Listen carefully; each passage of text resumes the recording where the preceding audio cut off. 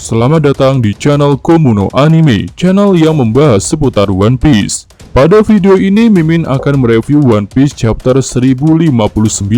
Selamat menyaksikan. Judul chapternya adalah Insiden Kapten Koby. Lalu untuk covernya menunjukkan gas halusinasi dari Caesar bisa membuat Oven dan Katakuri saling memukul. Masuk ke cerita. Bagian awal menunjukkan kapal Akagami. Di sini ternyata ada Marco yang ikut numpang ke Pulau Sphinx. Sans kembali menawari Marco untuk bergabung, tapi Marco menolaknya. Marco berkata dia sudah merasa tua dan lelah untuk mengasuh bajak laut hebat seperti mereka. Sans terlihat kesal dengan ucapan Marco, tapi para krunya malah tertawa. Dan Marco pun terlihat mulai pergi.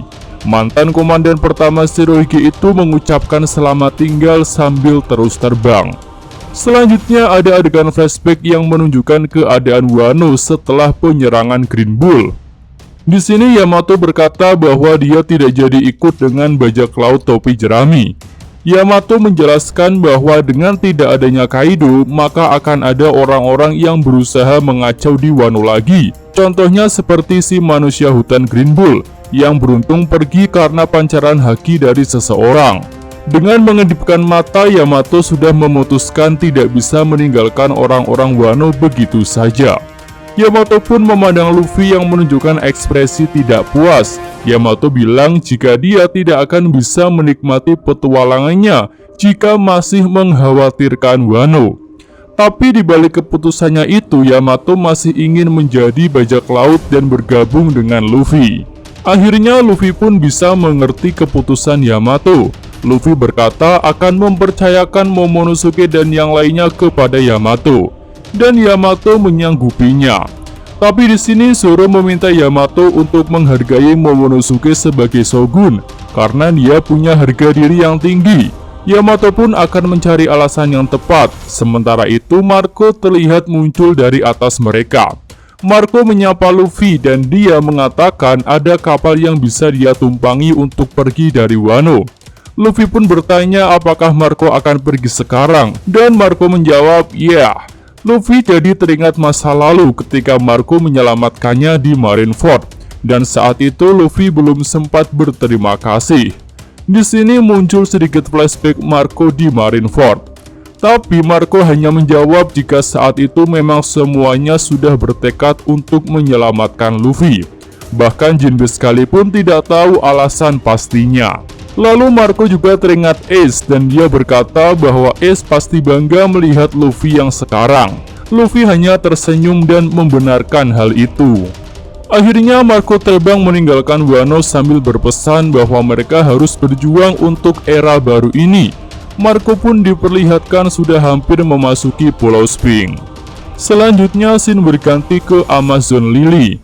Di sini pulau terlihat sangat rusak karena berbagai serangan. Sementara itu Hancock juga galau karena jika dia masih di sini maka angkatan laut akan terus datang. Hancock pun sempat berpikir untuk lebih baik dia menikah dan pergi dengan Luffy. Yonba berkata bahwa Hancock memang selalu memikirkan hal itu. Nah, selanjutnya ada adegan flashback yang terjadi beberapa minggu sebelumnya. Di sini para angkatan laut sudah terlihat bentrok dengan suku Kuja. Pimpinan penyerangan itu adalah Wakil Admiral Yamakaji. Dan di sini angkatan laut juga sudah bersiap untuk menggunakan pasifista model terbaru yang bernama Serapim. Para suku Kuja terlihat kaget dengan kemunculan seorang anak, tapi anak itu memang benar-benar kuat. Nah, di sini sosok Serapim diperlihatkan. Dia berwujud anak-anak, berambut putih, punya sayap dan juga api di punggungnya. Dia menyerang menggunakan laser dari tangannya. Tak lama kemudian, angkatan laut yang masih berada di pantai dikejutkan dengan munculnya sebuah kapal bajak laut dari arah belakang. Ternyata itu adalah kapal bajak laut Yonko Kurohige. Kedatangannya membuat gelombang gempa di lautan yang mungkin saja bisa memancing datangnya monster laut. Kurohige pun diperlihatkan datang bersama Katarina Devon dan Vasco Shot. Yonko itu berkata tidak akan membiarkan kekuatan Hancock jatuh ke tangan angkatan laut. Kurohige berniat mengambil kemampuan Devil Fruits-nya Hancock. Sementara itu, Devon ingin membuat Hancock sebagai pajangan, dan Vasco ingin bersenang-senang dengannya. Wakil Admiral Yamakaji yang melihat kedatangan Kurohige terlihat bingung, karena dia tidak diperintahkan untuk bertempur dengan Yonko itu. Dia memutuskan untuk menunggu perintah. Lalu setelah sampai, Kurohige langsung mengguncang pulau dengan Gura-Gura Nominya. Getaran pun terjadi di pulau itu, dan Kurohige meneriaki Hancock agar segera keluar. Koby terlihat sudah menduga bahwa akan ada bajak laut lain yang mengincar kekuatan dari Hancock. Koby pun meminta Hancock untuk segera menyerah, sehingga pertempuran itu bisa dihentikan. Sementara itu, para saudara Hancock sudah siap untuk bertempur. Dan Hancock sendiri menyatakan tidak akan mau menjadi tawanan lagi, dan tentu saja dia akan melawan. Hancock mulai melangkahkan kakinya untuk bertarung, sementara itu para anak buah Kurohige diserang oleh seseorang. Kurohige tampak terkejut saat melihat sosok yang menyerang itu, karena punya ciri-ciri seperti ras Lunaria, yaitu rambut putih, kulit coklat, dan sayap hitam. Di sini terlihat seorang bocah yang memegang pedang panjang sudah mengalahkan anak buah Kurohige. Yonko itu pun cukup terkejut dengan kemunculan si bocah. Selanjutnya bocah itu menyerang dengan pedangnya. Di sini terlihat ada tulisan PX di tubuh bocah itu, dan matanya juga terlihat seperti mata Mihawk. Kurohige jadi waspada ketika diserang. Serangan dari pasifista itu sangat kuat, hingga bisa menebas sebagian gunung Amazon Lily.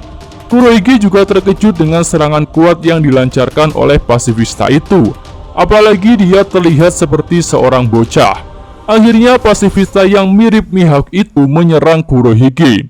Yonko itu pun menahan dengan haki di tangannya, tapi Kurohige mengakui bahwa pasifista yang baru itu kuat.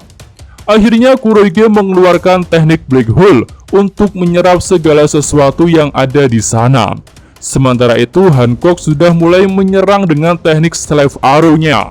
Serangan itu langsung membatukan banyak angkatan laut dan juga para bajak laut. Bahkan Helmeppo dan Wakil Admiral Yamakaji juga ikut menjadi batu karena serangan Hancock. Sementara itu pasifista baru malah terus menyerang, dan hal itu bisa membuat orang yang jadi batu akan hancur. Koby pun memerintahkan pasifista itu untuk berhenti menyerang. Hancock melakukan serangan lagi dan pertempuran jadi semakin sengit. Namun akhirnya para suku Kuja terkejut ketika melihat Hancock tidak bisa menggunakan kekuatannya lagi.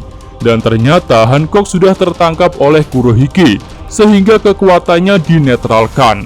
Di sini juga muncul bounty dari Kurohige, yaitu sebesar 3.966 juta berry. Lalu bounty buah Hancock juga muncul sebesar 1.659 juta berry.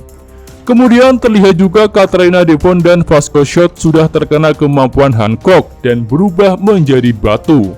Koby terlihat semakin bingung, apalagi sudah banyak prajurit angkatan laut yang juga berubah menjadi batu. Kurohige berkata bahwa dia sudah lama menginginkan kekuatan Hancock, tapi Hancock menegaskan bahwa yang hebat itu adalah kecantikannya. Lalu orang-orang yang sudah jadi batu itu tidak akan kembali seperti semula, walaupun oleh seorang pengguna Meromeronomi yang baru.